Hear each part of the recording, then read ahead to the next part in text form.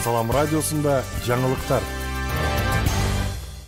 Саламатсыз бардактуу угарман, эфирде жаңылыктар түрмөгү, аны менен мен Нурпейла Шур кызы тааныштырам.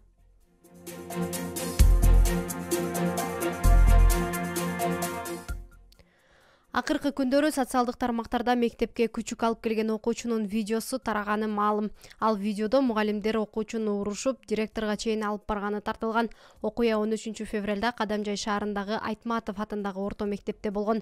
Кадамжай райондук билим берүү бөлүмүнүн башчысы Жеңиш Орозбаев бул окуя боюнча тартып чыгарган мугалимге катуу эскертүү, андан сырткары соц педагог менен директорго эскертүүлөр берилет деп айтты. Коомчулукта кызуу талкуу жараткан бул окуя боюнча биз мугалимдер менен тургундардын пикирин уктук. Эми ал жерде окуучу башталыш класстын окуучусу экен, кичинекей, бардыгыбызга белгилүү. Кичине балдар бардыгы эле жаныбарларга жакын болот. Айрыкча күчүк, мушук булар үй жаныбарлары да. Алар дайым ушундай жаныбарларды сүйүп, ага жакшы мамиле кылышат. Мисалы баланын жаш өзгөчөлүгүнө карап туура эле кабыл алса болмок. Менин оюмча. Аны анчалык баягы чоң узучу алып барбай эле, жана балага секин акырын четке чакырып түшүндүрүп, мүмкүн ал бала эми жана күчүгүн тышка таштап койгонго неме көңүлү болбостур, жоголуп кетет деген ойдочу. Анда бар мейли бүгүн сабактан калсаң дагы күчүгүңдү үйгө таштап, эртең келгин сабакка балам экинчи мындай кылбагын.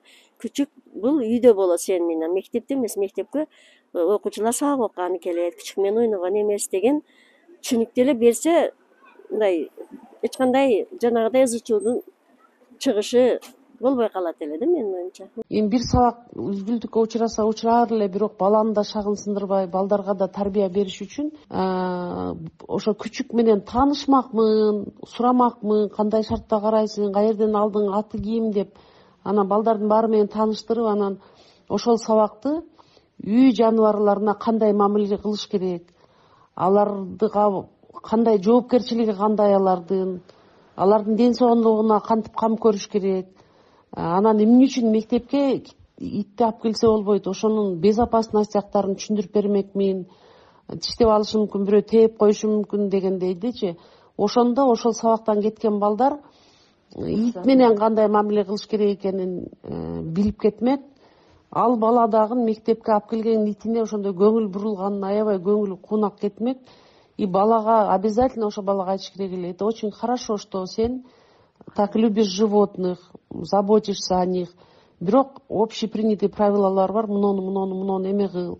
Анан сен итиңди деген ветеринарга апарышың керек экен. Жакшы жыттанат экен мынтип, жуунтуп койсоң болот экен деген советтерди берсе, ошол бала ошо күчүккө болгон сүйүүсү андан ашып, жоопкерчиликти сезип кетмек. Эми алып келгенден кийин иттешке чыгарыш керек. Анан ата-энеси менен жекеме сүйлөшүп, иш аракеттерди көрүш керек да.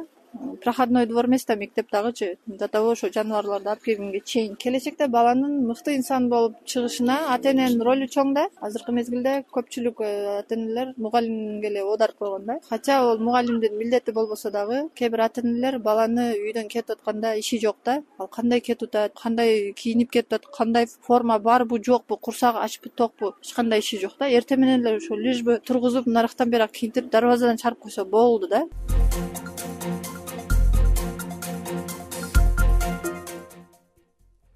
Баткенде аткезчилик жүк аныкталды. Кадамжай районундагы Бүргөндү чек ара бекетинде кыргыз жаранын башкаруусундагы унаадан 343 кап өлчөмүндө жыгач күлү жана 108 кап майдаланган тамекинин сабактары табылган. Кармалган жүктүн салмагы 14.921 килограммды түзгөн. Бул тууралуу бажы кызматынан билдиришти.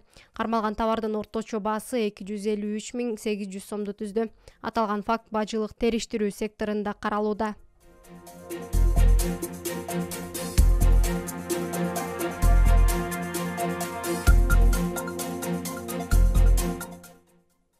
Туркияда жалпы 8.000ден ашуун адам урандынын астынан аман куткарылды.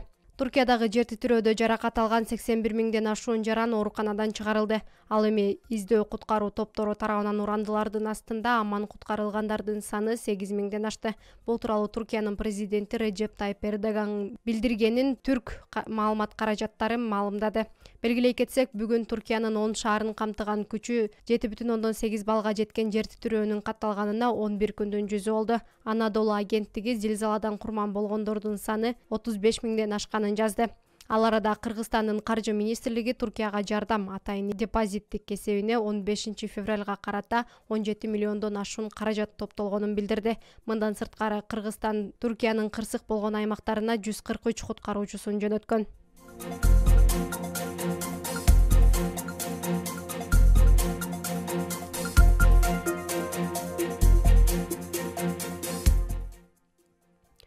Базарда иштеген балдардын ата-энелерине түшүндүрүү иштери жүргүзүлдү. Кадамжай аймактык милиция бөлүмчөсүнүн кызматкерлери укук тартип лидер аттуу иш-чараларды өткөрүп, тейлеген аймактарындагы жергиликтүү тургундардын коопсуздугун камсыздоо, коомдук тартипти сактоо максатында иш алып барды. Милиция торговый базарында өз алдынча акча табуу максатында жүргөн жаш-өспүрүмдөрдү аныктап, 13 ата-энеге түшүндүрүү иштерин жүргүздү.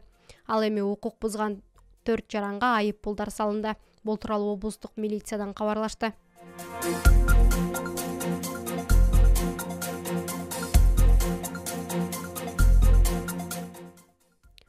Күндүн маанилүү учурлары мына ушулар болду. Кайрадан эфир аркылуу амандашканча саламатта туруңуз.